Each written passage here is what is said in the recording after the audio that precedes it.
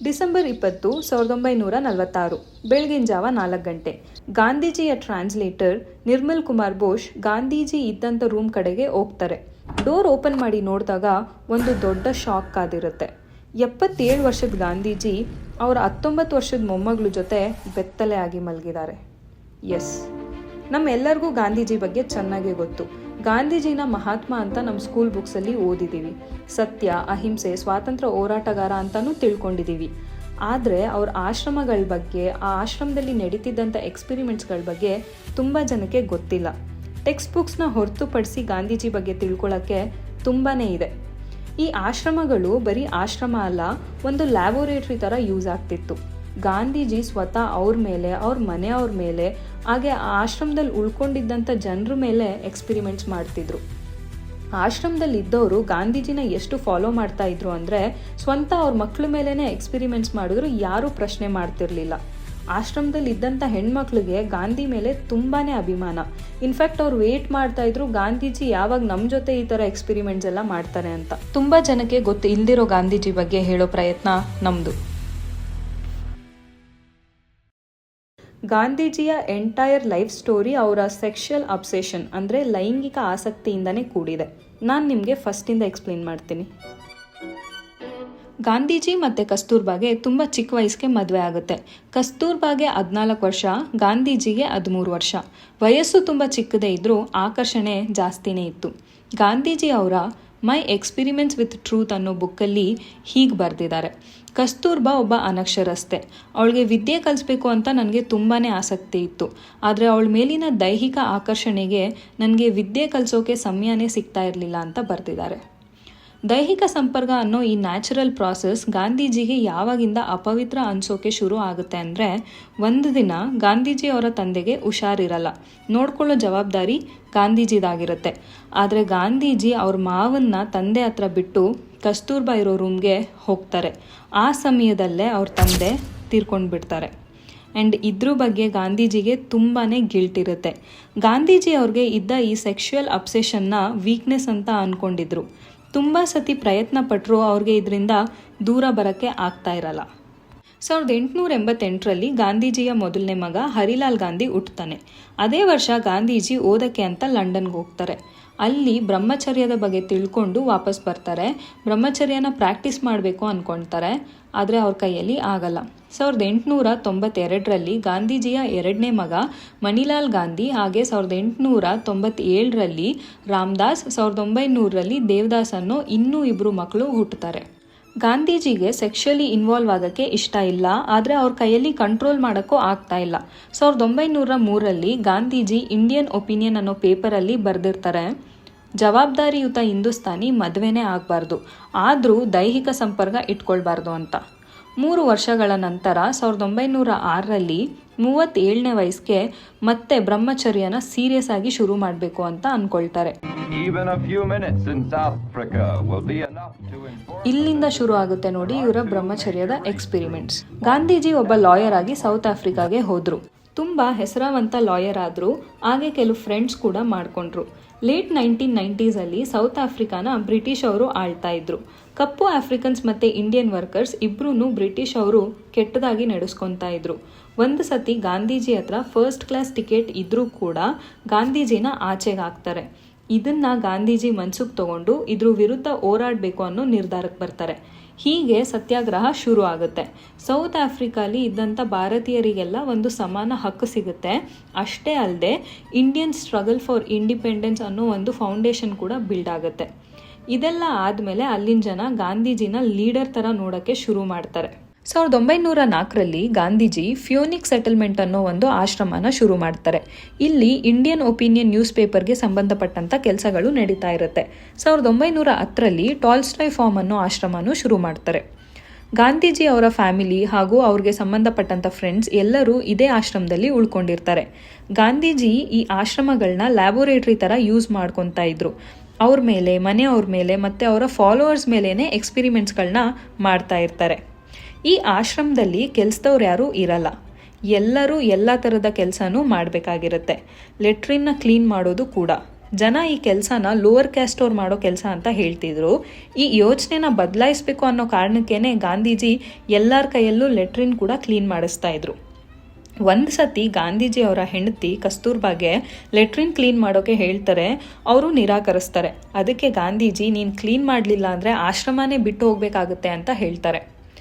ಆಶ್ರಮದ ಊಟ ಕೂಡ ಅಷ್ಟೇ ತುಂಬಾ ಸಿಂಪಲ್ ಆಗಿರ್ತಿತ್ತು. ಅದರಲ್ಲೂ ಗಾಂಧೀಜಿ ಅಂತೂ ಯಾವುದೇ ಥರದ ಮಸಾಲ ಪದಾರ್ಥಗಳನ್ನ ತಿಂತಾನೆ ಇರಲಿಲ್ಲ. ಬರೀ ಹಸಿ ತರಕಾರಿ, ಹಣ್ಣು, ಡ್ರೈ ಫ್ರೂಟ್ಸು ಇಂಥದನ್ನೇ ತಿಂತ ಜೀವನ ಮಾಡ್ತಾ ಇದ್ರು. ಗಾಂಧೀಜಿ ಅವರು ಒಬ್ಬರೇ ಅಲ್ಲ, ಅವರು ಇದೇ ಡಯಟ್ನ ಕಸ್ತೂರ್ಬಾಗೂ ಫಾಲೋ ಮಾಡಬೇಕು ಅಂತ ಹುಷಾರಿಲ್ದಾಗೆಲ್ಲ ಫೋರ್ಸ್ ಮಾಡ್ತಾ ಇದ್ರು. ಆಬ್ವಿಯಸ್ಲಿ ಕಸ್ತೂರ್ಬಾಗೆ ಇದಿಷ್ಟ ಆಗ್ತಿರ್ಲಿಲ್ಲ. ಆದರೆ ಗಾಂಧೀಜಿ ನೀನೇನಾದರೂ ನಾನು ಹೇಳಿದ ಥರ ತಿನ್ನಲಿಲ್ಲ ಅಂದರೆ ನಾನು ಉಪ್ಪು ಮತ್ತು ಲೆಂಟಲ್ಸ್ ತಿನ್ನೋದನ್ನು ನಿಲ್ಲಿಸ್ಬಿಡ್ತೀನಿ ಅಂತ ಹೇಳಿ ಎದುರಿಸ್ತಿದ್ರು. ಆ ಕಾರಣಕ್ಕೆ ಕಸ್ತೂರ್ಬಾ ಅಡ್ಜಸ್ಟ್ ಮಾಡಿಕೊಂಡು ಗಾಂಧೀಜಿ ಹೇಳಿದ ಡಯಟ್ನೇ ಫಾಲೋ ಮಾಡ್ತಿದ್ರು. ಗಾಂಧೀಜಿ ಫಾಲೋ ಮಾಡ್ತಿದ್ದಿದ್ದು ಈ ಡಯಟ್ ವರ್ಕೌಟ್ ಆಗ್ತಾ ಇರಲಿಲ್ಲ, ಕಾನ್ಸ್ಟಿಪೇಷನ್ ಆಗ್ತಾ ಇತ್ತು. ಇದಕ್ಕೆ ಸೊಲ್ಯೂಷನ್ ಆಗಿ ಎನಿಮಾ ಮಾಡ್ಕೊಳ್ತಿದ್ರು. ಗಾಂಧೀಜಿ ಹೇಳಿದ್ದಾರೆ, ನಾನು ಸೌತ್ ಆಫ್ರಿಕಲ್ಲಿದ್ದಾಗ ಒಬ್ಬ ಯುರೋಪಿಯನ್ ಹೆಂಗಸ್ಗೆ ಸ್ವತಃ ನನ್ನ ಕೈಯಿಂದಾನೇ ಎನಿಮಾ ಮಾಡಿದ್ದೀನಿ ಅಂತ. ಹಾಗೆ ಗಾಂಧೀಜಿ ಎನಿಮಾನ ಒಂದು ಬಾಡಿ ಮತ್ತು ಮೈಂಡ್ ಎರಡನ್ನೂ ಶುದ್ಧಿ ಮಾಡ್ಕೊಳ್ಳೋ ಕ್ರಿಯೆ ಅಂತ ಕನ್ಸಿಡರ್ ಮಾಡಿದರು. ಈ ಪ್ರಾಕ್ಟೀಸ್ ಹೋಗ್ತಾ ಹೋಗ್ತಾ ಆಶ್ರಮವಾಸಿಗಳಲ್ಲೂ ಶುರು ಆಗುತ್ತೆ. ಆಶ್ರಮದಲ್ಲಿ ಡಯಟ್ ತುಂಬಾ ಸಿಂಪಲ್ ಆಗಿದ್ದರಿಂದ ಎಲ್ಲರಿಗೂ ಕಾನ್ಸ್ಟಿಪೇಷನ್ ಒಂದು ಕಾಮನ್ ಪ್ರಾಬ್ಲಮ್ ಆಗಿತ್ತು. ಸೊ ಎಲ್ಲರಿಗೂ ಎನಿಮಾ ಬೇಕಾಗಿತ್ತು. ಇನ್ಫ್ಯಾಕ್ಟ್ ಗಾಂಧೀಜಿ ಪ್ರತಿದಿನ ಆಶ್ರಮದ ಮಹಿಳಾವಾಸಿಗಳಿಗೆ ಕೇಳ್ತಿದ್ರಂತೆ, ಅಕ್ಕ ನಿಮ್ಮ ಹೊಟ್ಟೆ ಪೂರ್ತಿ ಶುದ್ಧಿ ಆಗಿದೆಯಾ ಅಂತ. ಈ ಎಕ್ಸ್ಪೆರಿಮೆಂಟ್ಸ್ಗಳು ಗಾಂಧೀಜಿ ಮತ್ತು ಕಸ್ತೂರ್ಬಾಗೆ ನಿಲ್ಲಲ್ಲ. ಈಗ ಅವ್ರ ಮಕ್ಕಳ ಮೇಲೂ ಶುರು ಆಗುತ್ತೆ. ಗಾಂಧೀಜಿ ಲೈಂಗಿಕ ಕ್ರಿಯೆಗಳಿಂದ ದೂರ ಇರಬೇಕು ಅಂತ ದೃಢವಾಗಿ ನಿರ್ಧಾರ ಮಾಡಿದ್ದಾರೆ.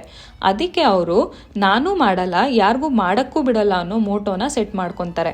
ಸೊ ಏನಂದರೆ ಗಾಂಧೀಜಿಯ ಮಕ್ಕಳು ಮತ್ತು ಆಶ್ರಮದಲ್ಲಿ ಯಾರ್ಯಾರಿದ್ದಾರೆ ಯಾರೂ ಕೂಡ ಲೈಂಗಿಕವಾಗಿ ಇನ್ವಾಲ್ವ್ ಆಗೋ ಹಾಗಿಲ್ಲ. ಇದನ್ನು ಕಾರ್ಯರೂಪಕ್ಕೆ ತರೋಕ್ಕೋಸ್ಕರ ಆಶ್ರಮದಲ್ಲಿ ಕೆಲವು ರೂಲ್ಸ್ನ ಸೆಟ್ ಮಾಡ್ತಾರೆ. ಗಂಡಸರು ಮತ್ತು ಹೆಂಗಸರು ಒಂದೇ ರೂಮಲ್ಲಿ ಮಲಗೋ ಆಗಿರಲ್ಲ. ಉಪ್ಪು, ಖಾರ, ಮಸಾಲೆ ಇರೋ ಊಟನ ಮಾಡೋ ಆಗಿರಲ್ಲ.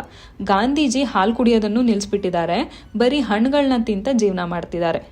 ಯಾವಾಗ ಊಟ ಮಾಡಬೇಕು, ಯಾವ ಥರ ಪ್ರೇಯರ್ ಮಾಡಬೇಕು, ಯಾವ ಬಟ್ಟೆ ಹಾಕೊಳ್ಬೇಕು ಎಲ್ಲನೂ ಡಿಸೈಡ್ ಆಗಿತ್ತು. ಆಶ್ರಮದಲ್ಲಿ ಇದ್ದವರು ಲೇಬರ್ಸ್ ಬಟ್ಟೆನ ಹಾಕೊಬೇಕಿತ್ತು. ಚಿಕ್ಕ ಮಕ್ಕಳು ಕೂಡ ಎಲ್ಲ ಥರದ ಕೆಲಸನ ಮಾಡಬೇಕಿತ್ತು. ಕೆಲಸ ಮಾಡಿದ್ರೆ ಮಾತ್ರ ಮಕ್ಕಳಿಗೆ ಸೆಮಿ ಸ್ಕೂಲಿಂಗ್ಗೆ ಅವಕಾಶ ಇರ್ತಿತ್ತು. ಬೇಸಿಕಲಿ ಆಶ್ರಮದಲ್ಲಿ ಇದ್ದವರು ಏನು ತಿಂತಾರೆ, ಏನು ಕುಡಿತಾರೆ, ಎಲ್ಲಿ ವಾಸ ಮಾಡ್ತಾರೆ, ಯಾರ ಜೊತೆ ಇರ್ತಾರೆ ಎಲ್ಲನೂ ಗಾಂಧೀಜಿ ಕಂಟ್ರೋಲಲ್ಲೇ ಇರ್ತಿತ್ತು. ಹಾಗಂತ ಆಶ್ರಮದಲ್ಲಿ ಇದ್ದವರೇನು ಗಾಂಧೀಜಿನ ಹೇಟ್ ಮಾಡ್ತಿರ್ಲಿಲ್ಲ.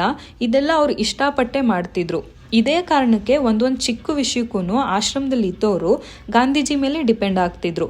ತಲೆಗೆ ಎಷ್ಟು ಎಣ್ಣೆ ಹಾಕೊಬೇಕು, ಕೂದಲು ಕಟ್ ಮಾಡಿಸ್ಬೇಕಾ ಮಾಡಬಾರ್ದಾ, ಇದನ್ನೆಲ್ಲನೂ ಗಾಂಧೀಜಿನೇ ಕೇಳ್ತಿದ್ರು.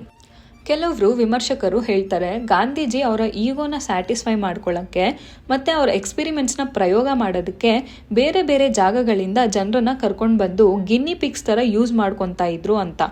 ಎಷ್ಟು ಮಟ್ಟಿಗೆ ಜನರನ್ನ ಗಾಂಧೀಜಿ ಇನ್ಫ್ಲೂಯೆನ್ಸ್ ಮಾಡಿದ್ರು ಅಂದರೆ ಅವ್ರ ಮಕ್ಕಳ ಮೇಲೇ ಎಕ್ಸ್ಪೆರಿಮೆಂಟ್ ಮಾಡಿದ್ರು ಯಾರೂ ಪ್ರಶ್ನೆನೇ ಮಾಡ್ತಿರ್ಲಿಲ್ಲ. ಇಲ್ಲೊಂದು ಎಕ್ಸಾಂಪಲ್ ಇದೆ ನೋಡಿ. ಗಾಂಧೀಜಿನೂ ಅವ್ರ ಬುಕ್ಕಲ್ಲಿ ಬರೆದಿದ್ದಾರೆ, ಒಂದು ಸತಿ ಅವರು ಕೆಲವು ಯುವಕ ಮತ್ತು ಯುವತಿಯರನ್ನ ಒಟ್ಟಿಗೆ ಸ್ನಾನ ಮಾಡೋಕ್ಕೆ ಕಳಿಸಿರ್ತಾರೆ. ಅವ್ರಿಗೆ ಎಕ್ಸ್ಪ್ಲೇನ್ ಕೂಡ ಮಾಡಿರ್ತಾರೆ ಸೆಲ್ಫ್ ಕಂಟ್ರೋಲ್ ಅಂದರೆ ಸ್ವಯಂ ನಿಯಂತ್ರಣದಲ್ಲಿ ಇರೋದು ಎಷ್ಟು ಮುಖ್ಯ ಅಂತ. ಈ ಸಮಯದಲ್ಲಿ ಗಾಂಧೀಜಿನೂ ಅಲ್ಲೇ ಇದ್ದು ನೋಡ್ಕೊತಾ ಇರ್ತಾರೆ, ಇವರು ಕಂಟ್ರೋಲಲ್ಲಿ ಇರ್ತಾರಾ ಇರಲ್ವಾ ಅಂತ. ಆದರೆ ಟೀನೇಜರ್ಸ್ ಅಂದಮೇಲೆ ಸೆಕ್ಷುವಲ್ ಅಟ್ರಾಕ್ಷನ್ ಇರೋದು ತುಂಬಾ ಕಾಮನ್. ಆಶ್ರಮದಲ್ಲಿದ್ದಂಥ ಒಬ್ಬ ಹುಡುಗ ಹುಡುಗಿ ಸೆಕ್ಷುವಲಿ ಇನ್ವಾಲ್ವ್ ಆಗಿಬಿಡ್ತಾರೆ. ಈ ವಿಷಯ ಗಾಂಧೀಜಿಗೂ ಗೊತ್ತಾಗುತ್ತೆ. ಹುಡುಗರಿಗೆ ಬೈದು ಆಶ್ರಮದಿಂದ ಆಚೆ ಕಳಿಸ್ತೀನಿ ಅಂತ ಹೇಳ್ತಾರೆ. ಆದರೆ ಹುಡುಗಿರಿಗೆ ಅವರು ಲೈಫ್ ಲಾಂಗ್ ನೆನಪಿಟ್ಕೊಳ್ಳೋ ಥರ ಅವ್ರ ಬಾಡಿ ಮೇಲೆ ಏನಾದರೂ ಒಂದು ಮಾರ್ಕ್ ಬಿಡಬೇಕು ಅಂತ ಗಾಂಧೀಜಿ ಡಿಸೈಡ್ ಮಾಡ್ತಾರೆ. ಅದಕ್ಕೆ ಅವ್ರ ಕೂದಲನ್ನ ಕಟ್ ಮಾಡಬೇಕು ಅಂತ ಹೇಳ್ತಾರೆ. ಸ್ಟಾರ್ಟಿಂಗಲ್ಲಿ ಆ ಹುಡುಗಿರು ಒಪ್ಕೊಳ್ಳಲ್ಲ, ಅಪೋಸ್ ಮಾಡ್ತಾರೆ. ಬಟ್ ಗಾಂಧೀಜಿ ಬಿಡಲ್ಲ. ಆಶ್ರಮದಲ್ಲಿದ್ದಂಥ ಹೆಂಗಸರದು ಹೆಲ್ಪ್ ತೊಗೊಂಡು ಆ ಹುಡುಗಿರ ಕೂದಲನ್ನ ಕಟ್ ಮಾಡಿಸೇ ಬಿಡ್ತಾರೆ. ಟಾಲ್ಸ್ಟಾಯ್ ಫಾರ್ಮಲ್ಲಿ ಗಾಂಧೀಜಿಯ ಎರಡನೇ ಮಗ ಮಣಿಲಾಲ್ ಗಾಂಧಿ ಜೇಕಿ ಅನ್ನೋ ಒಬ್ಬ ಮದುವೆ ಆಗಿರೋ ಹೆಂಗಸಿನ ಜೊತೆ ಸಂಬಂಧ ಇಟ್ಕೊಂಡಿರ್ತಾನೆ. ಜೇಕಿಯ ಗಂಡ ಫಿಜಿಲಿರ್ತಾರೆ. ಈ ವಿಷಯ ಗಾಂಧೀಜಿಗೆ ಗೊತ್ತಾಗುತ್ತೆ. ಮಗನಿಗೆ ಪಾಪ ಪ್ರಜ್ಞೆ ಕಾಡ್ಲಿ ಅಂತ ಗಾಂಧೀಜಿ 7 ದಿವಸ ಉಪವಾಸ ಕೂತ್ಕೊತಾರೆ. ಇದನ್ನ ನೋಡಿದ ಮಗ ಕೂಡ ಉಪವಾಸ ಮಾಡೋಕ್ಕೆ ಶುರು ಮಾಡ್ತಾನೆ. ಗಾಂಧೀಜಿ ಉಪವಾಸ ಮಾಡೋದನ್ನ ಒಂದು ಎಮೋಷ್ನಲ್ ಟೂಲ್ ಥರ ಯೂಸ್ ಮಾಡ್ತಾ ಇದ್ದಾರೆ. ಅವ್ರ ಮಗನಿಗೆ ಪಾಪ ಪ್ರಜ್ಞೆ ಕಾಡುತ್ತೆ. ಇದರಿಂದ ಅವರು ಗಾಂಧೀಜಿಗೆ ಹೇಳ್ತಾರೆ, ನೀವು ಏನೇ ಹೇಳಿದ್ರು ನಾನು ಕೇಳ್ತೀನಿ, ಉಪವಾಸ ನಿಲ್ಲಿಸಿ ಅಂತ. ಗಾಂಧೀಜಿ ಮಗನಿಗೆ ಹೇಳ್ತಾರೆ, ನೀನು ಜೀವನ ಪೂರ್ತಿ ಬ್ರಹ್ಮಚಾರಿ ಆಗಿರ್ತೀಯ ಅಂದರೆ ನಾನು ಉಪವಾಸ ನಿಲ್ಲಿಸ್ತೀನಿ ಅಂತ. ಮಗ ಒಪ್ಕೊತಾರೆ, ಆದರೆ 35ನೇ ವಯಸ್ಸಲ್ಲಿ ಪ್ರಾಮಿಸ್ನ ಬ್ರೇಕ್ ಮಾಡ್ತಾರೆ. ಜೇಕಿಗೂ ಕೂಡ ಕೂದಲು ಕಟ್ ಮಾಡ್ತಾರೆ, ಉಪವಾಸ ಇರಿಸ್ತಾರೆ, ಒಡವೆಗಳನ್ನೆಲ್ಲ ಬಿಚ್ಚಿಸ್ತಾರೆ, ಒಬ್ಬ ವಿದ್ವೆ ಥರ ಡ್ರೆಸ್ ಮಾಡಿಸ್ತಾರೆ as a sign of remorse. ಗಾಂಧೀಜಿಗೆ ತುಂಬಾ ಕೋಪ ಬಂದಿರುತ್ತೆ. ಆಶ್ರಮನ ಸೆಕ್ಸ್ ಫ್ರೀ ಮಾಡಬೇಕು ಅಂತ ನಾನು ಕಷ್ಟಪಡ್ತಾ ಇದ್ರೆ ಇವ್ರುಗಳು ಅಫೇರ್ ನಡೆಸ್ತಾ ಇದ್ದಾರೆ ಅಂತ. ಸೋ ಬ್ಯಾಡ್. ಏನೇ ಆದರೂ ಎಕ್ಸ್ಪಿರಿಮೆಂಟ್ಸ್ ಮಾತ್ರ ನಿಲ್ಲಲ್ಲ. ಇನ್ಫ್ಯಾಕ್ಟ್ ಇನ್ನು ಮುಂದೆ ತುಂಬಾ ತಿರುವುಗಳು ತಗೊಳುತ್ತೆ ಈ ಎಕ್ಸ್ಪಿರಿಮೆಂಟ್ಸ್ಗಳು. ಅದರಲ್ಲಿ ಇನ್ವಾಲ್ವ್ ಆಗಿರೋರು ಯಾರ್ಯಾರು ಅಂತ ಗೊತ್ತಾದರೆ ನಿಮಗೆ ಶಾಕ್ ಆಗುತ್ತೆ. ಬನ್ನಿ ಕಥೆಯಲ್ಲಿ ಮುಂದೆ ಹೋಗೋಣ.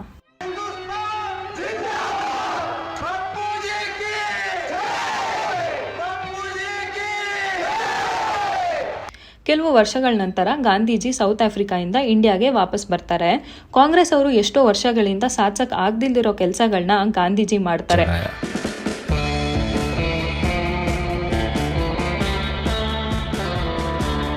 ಕಾಮನ್ ಪೀಪಲ್ ಪವರ್ ಏನು ಅನ್ನೋದನ್ನ ಅರ್ಥ ಮಾಡ್ಸೋಕ್ಕೆ ಶುರು ಮಾಡ್ತಾರೆ. ಬ್ರಿಟಿಷ್ ಅವರ ವಿರುದ್ಧ ಹೋರಾಡೋದು ಹೇಗೆ ಅಂತ ಇಂಡಿಯನ್ಸ್ಗೆ ಗೈಡ್ ಮಾಡೋಕ್ಕೆ ಶುರು ಮಾಡ್ತಾರೆ. ಅನ್ಜಸ್ಟ್ ಲಾಸ್ ವಿರುದ್ಧ ಹೋರಾಡೋಕ್ಕೆ ಧೈರ್ಯ ತುಂಬ್ತಾರೆ. ಬ್ರಿಟಿಷ್ ವಸ್ತುಗಳನ್ನ ಸುಟ್ಟು ಹಾಕಿ ಸ್ವದೇಶಿ ವಸ್ತುಗಳನ್ನ ಉಪಯೋಗಿಸೋಕ್ಕೆ ಹುರಿದುಂಬಿಸ್ತಾರೆ. ಜನ ಗಾಂಧೀಜಿನ ನೋಡಬೇಕು ಅಂತ ಬೇರೆ ಬೇರೆ ಜಾಗಗಳಿಂದ ಬರ್ತಾ ಇರ್ತಾರೆ. 1921ರಲ್ಲಿ ಟೈಮ್ಸ್ ಮ್ಯಾಗಝಿನ್ ಅವರು ಗಾಂಧೀಜಿನ ಗುರುತಿಸಿ ಅವ್ರ ಬಗ್ಗೆ ಪಬ್ಲಿಷ್ ಮಾಡ್ತಾರೆ. ಹೀಗೆ ಗಾಂಧೀಜಿ ಇಂಡಿಯಾಲಿ ಮಾತ್ರ ಅಲ್ಲ, ಒಬ್ಬ ಗ್ಲೋಬಲ್ ಫಿಗರ್ ಆಗಿ ಕಾಣಿಸ್ಕೊಳ್ತಾ ಇರ್ತಾರೆ. And he has been a key figure in Indian independence. ಆದರೆ ಗಾಂಧೀಜಿ ಅವರ ಬ್ರಹ್ಮಚರ್ಯನ ಮಾತ್ರ ಬಿಡಲ್ಲ. ಇನ್ಫ್ಯಾಕ್ಟ್ ಇಷ್ಟೆಲ್ಲ ಸಾಧಿಸೋಕ್ಕೆ ನಾನು ಇಷ್ಟು ದಿನ ಬ್ರಹ್ಮಚರ್ಯ ಪ್ರಾಕ್ಟೀಸ್ ಮಾಡಿದ್ದೇ ಕಾರಣ ಅಂತ ಹೇಳ್ತಿರ್ತಾರೆ.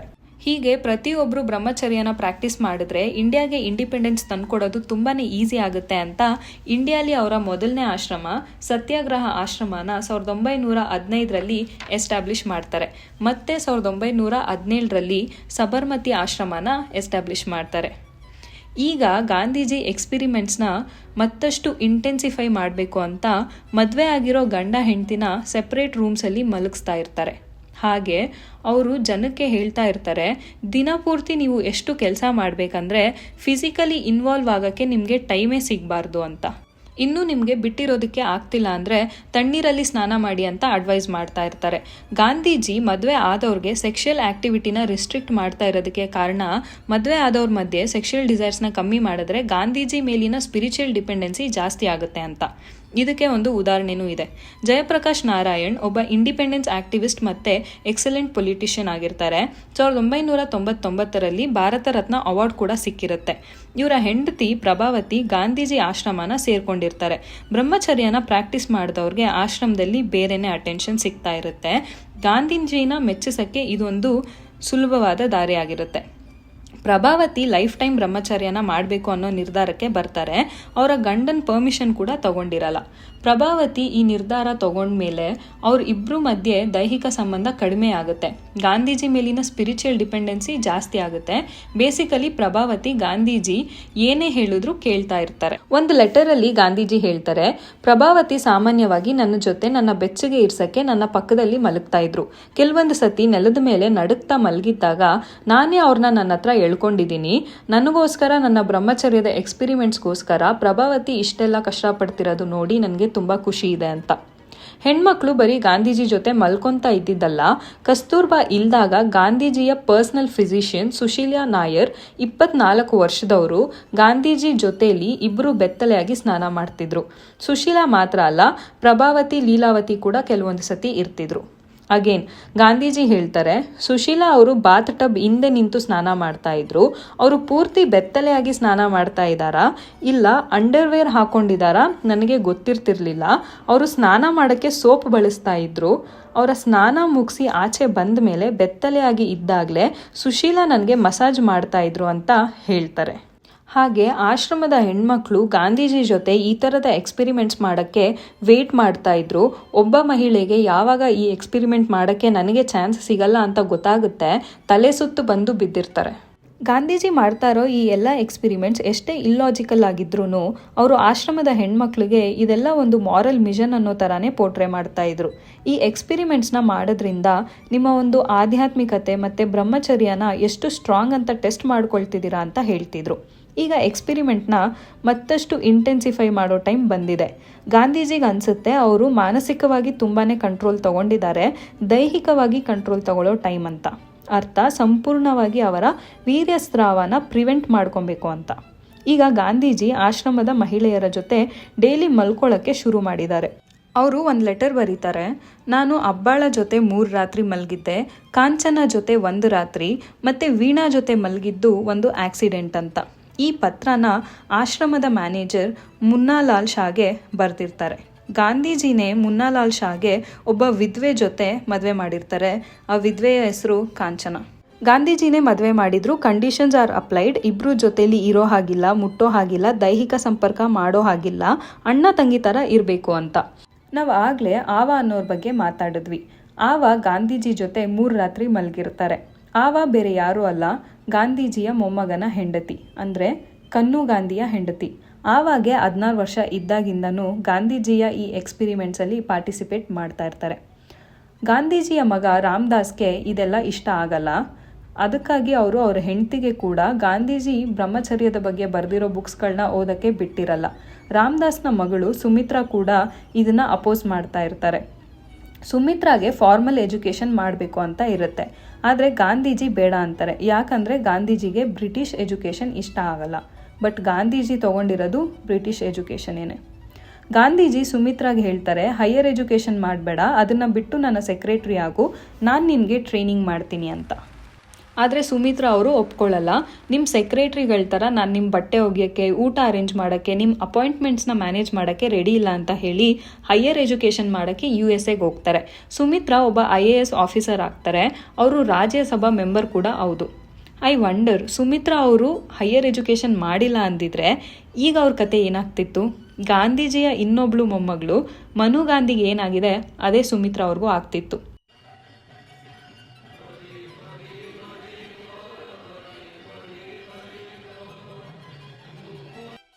ಗಾಂಧೀಜಿಯ ಸ್ವಂತ ತಮ್ಮ ಲಕ್ಷ್ಮೀದಾಸ್ ಅವರ ಮೊಮ್ಮಗಳು ಮನು ಗಾಂಧಿ. ಮನು ಗಾಂಧಿಗೆ 12 ವರ್ಷ ಇದ್ದಾಗ ಅವ್ರ ತಾಯಿ ತೀರ್ಕೊಳ್ತಾರೆ. ತಂದೆಗೆ ತುಂಬಾ ಬಡತನ ಇರುತ್ತೆ. ಈ ಕಾರಣಕ್ಕೆ ಕಸ್ತೂರ್ಬಾನೇ ಮನುನ ನೋಡ್ಕೊಳ್ತಾ ಇರ್ತಾರೆ. ಮನುಗೆ 16 ವರ್ಷ ಆಗೋ ಅಷ್ಟರಲ್ಲಿ ಕಸ್ತೂರ್ಬಾಳ ಕೊನೆ ಕ್ಷಣಗಳು ಹತ್ರ ಬಂದಿರುತ್ತೆ. ಕಸ್ತೂರ್ಬಾ ಹೋದ್ಮೇಲೆ ಮನುನ ಗಾಂಧೀಜಿನೇ ನೋಡ್ಕೊಳ್ತಾ ಇರ್ತಾರೆ. ತಲೆ ಬಾಚೋದ್ರಿಂದ ಹಿಡಿದು ಪ್ರತಿಯೊಂದು ವಿಷಯನೂ ಗಾಂಧೀಜಿ ಕಂಟ್ರೋಲಲ್ಲೇ ಇರುತ್ತೆ. ಗಾಂಧೀಜಿಯ ಸೆಕ್ರೆಟ್ರಿ ಪರ್ಲಾಲ್ ಮನುನ ಮದುವೆ ಆಗಬೇಕು ಅಂತ ಇರ್ತಾರೆ. ಆದರೆ ಗಾಂಧೀಜಿ ಒಪ್ಪಲ್ಲ. ಯಾಕಂದರೆ ಅವರು ಮನುನ ಅವರ ಲಾಸ್ಟ್ ಎಕ್ಸ್ಪೆರಿಮೆಂಟ್ಗೋಸ್ಕರ ಇಟ್ಕೊಂಡಿರ್ತಾರೆ. 1940ರಲ್ಲಿ ಹಿಂದೂ ಮುಸ್ಲಿಂಗಳ ವಿಭಜನೆಯ ಬೆಂಕಿ ತೀವ್ರಗೊಂಡಿರುತ್ತೆ. ನೋಕಾಲಿ ಅನ್ನೋ ಒಂದು ಬೆಂಗಾಲಿಯ ಹಳ್ಳಿಯಲ್ಲಿ ಕೊಲೆಗಳು ನಡೆಯೋಕ್ಕೆ ಶುರು ಆಗಿರುತ್ತೆ. ಅದಕ್ಕೆ ಗಾಂಧೀಜಿ ನೋಕಾಲಿಗೆ ಹೋಗಬೇಕು ಅಂತ ಡಿಸೈಡ್ ಮಾಡ್ತಾರೆ. ಗಾಂಧೀಜಿ ಅವ್ರ ಜೊತೆಲಿದ್ದವ್ರನ್ನ ಬೇರೆ ಬೇರೆ ಹಳ್ಳಿಗಳಿಗೆ ಶಾಂತಿ ಕಾಪಾಡೋಕ್ಕೋಸ್ಕರ ಕಳಿಸ್ಬೇಕು ಅನ್ಕೊತಾರೆ. ಮನು ಯಾವಾಗಲೂ ಗಾಂಧೀಜಿ ಜೊತೆಲೇ ಇರ್ತಾರೆ. ಅವರು ಎಲ್ಲೂ ಹೋಗಲ್ಲ, ಗಾಂಧೀಜಿ ಹೋಗೋ ಹಳ್ಳಿಗಳಿಗೆ ಹೋಗ್ತಾರೆ. ಹಾಗೆ ಗಾಂಧೀಜಿಯ ಇಂಟರ್ಪ್ರಿಟರ್ ಅಂದರೆ ಟ್ರಾನ್ಸ್ಲೇಟರ್ ನಿರ್ಮಲ್ ಕುಮಾರ್ ಬೋಸ್ ಕೂಡ ಗಾಂಧೀಜಿ ಜೊತೆಲೇ ಇರ್ತಾರೆ. ಡಿಸೆಂಬರ್ 20, 1940 ಬೆಳಗಿನ ಜಾವ ಬೋಸ್ ಗಾಂಧೀಜಿ ಇದ್ದಂಥ ರೂಮ್ ಕಡೆ ಹೋಗ್ತಾರೆ. ಅಲ್ಲಿ ಗಾಂಧೀಜಿ ಅವ್ರ 19 ವರ್ಷದ ಮೊಮ್ಮಗಳು ಜೊತೆ ಒಂದೇ ಹಾಸಿಗೆಯಲ್ಲಿ ಸಂಪೂರ್ಣ ಬೆತ್ತಲೆಯಾಗಿ ಮಲಗಿರೋದನ್ನ ನೋಡಿ ಶಾಕ್ ಆಗುತ್ತೆ. ಗಾಂಧೀಜಿ ಮನುಗೆ ಹೇಳಿರ್ತಾರೆ, ಮುಸಲ್ಮಾನರು ಯಾವಾಗ ಬೇಕಾದರೂ ನಮ್ಮನ್ನ ಸಾಯಿಸ್ಬೋದು, ಅದಕ್ಕೆ ನಾವು ನಮ್ಮ ಪರಿಶುದ್ಧತೆನ ಟೆಸ್ಟ್ ಮಾಡೋ ಫೈನಲ್ ಎಕ್ಸ್ಪೆರಿಮೆಂಟ್ ಮಾಡಬೇಕು. ಎಕ್ಸ್ಪೆರಿಮೆಂಟ್ ಏನಂದರೆ, ಸಂಪೂರ್ಣ ಬೆತ್ತಲೆಯಾಗಿ ಒಂದೇ ಹಾಸಿಗೆಯಲ್ಲಿ ಇಬ್ಬರು ಮಲಗಿದ್ರು ಕೂಡ ಇಡೀ ರಾತ್ರಿ ಅವ್ರು ಏನೂ ಮಾಡ್ದಿರ ಸುಮ್ಮನೆ ಇದ್ದರೆ ಅವ್ರು ಈ ಎಕ್ಸ್ಪೆರಿಮೆಂಟ್ನ ಗೆದ್ದ ಹಾಗೆ. ಈ ಎಕ್ಸ್ಪೆರಿಮೆಂಟ್ ರಿಪೋರ್ಟ್ನ ಗಾಂಧೀಜಿ ಅವರ ಸೆಕ್ರೆಟ್ರಿ ಪೆರಿಲಾಲ್ಗೆ ಕೊಟ್ಟಿರ್ತಾರೆ. ರಿಪೋರ್ಟಲ್ಲಿ ಹೇಳ್ತಾರೆ, ಮನುಗೆ ನಾನು ತಾಯಿ ಥರ.